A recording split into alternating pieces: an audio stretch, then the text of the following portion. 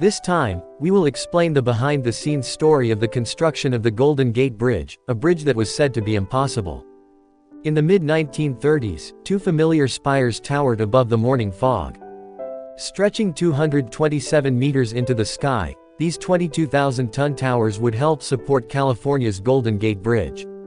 But since they were currently in Pennsylvania, they first had to be dismantled, packaged, and shipped piece by piece over 4,500 kilometers away. Moving the bridge's towers across a continent was just one of the challenges facing Charles Ellis and Joseph Strauss, the project's lead engineers. Even before construction began, the pair faced all kinds of opposition. The military feared the bridge would make the important harbor an even more vulnerable target. Ferry companies claimed the bridge would steal their business, and residents wanted to preserve the area's natural scenery.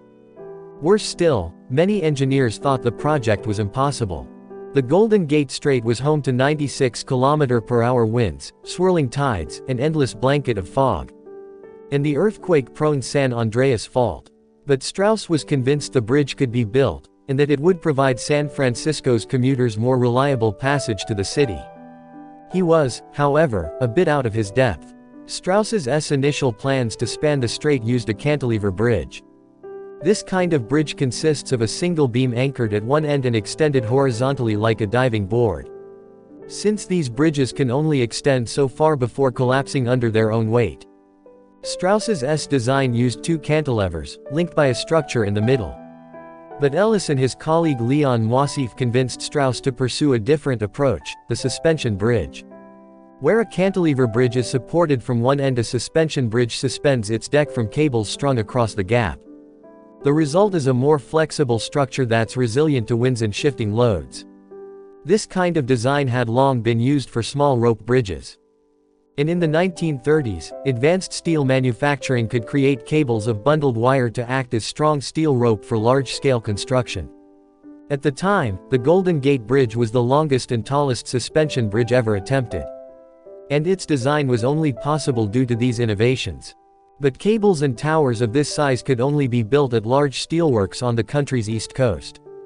While the recently completed Panama Canal made it possible to ship these components to California, reassembling the towers on site didn't go quite as smoothly. It was relatively easy to find a stable, shallow foundation for the North Tower. But building the South Tower essentially required erecting a 10-story building underwater. Since the strait's depth prevented them drilling or digging the foundations, bombs were dropped on the ocean floor, creating openings for pouring concrete.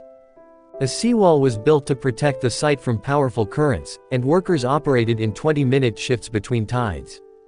The towers had so many compartments that each worker carried a set of plans to prevent getting lost.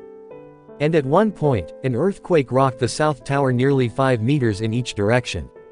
Strauss took worker safety very seriously, requiring hard hats at all times and stretching a safety net below the towers. But not even these precautions could prevent an entire scaffolding platform from falling in 1937, carrying 10 workers to their deaths. Once the towers were complete, workers spun the cables in place, hung suspenders at 50-foot intervals, and laid down the concrete roadway. The bridge was finished, but there was still one more task ahead: painting it.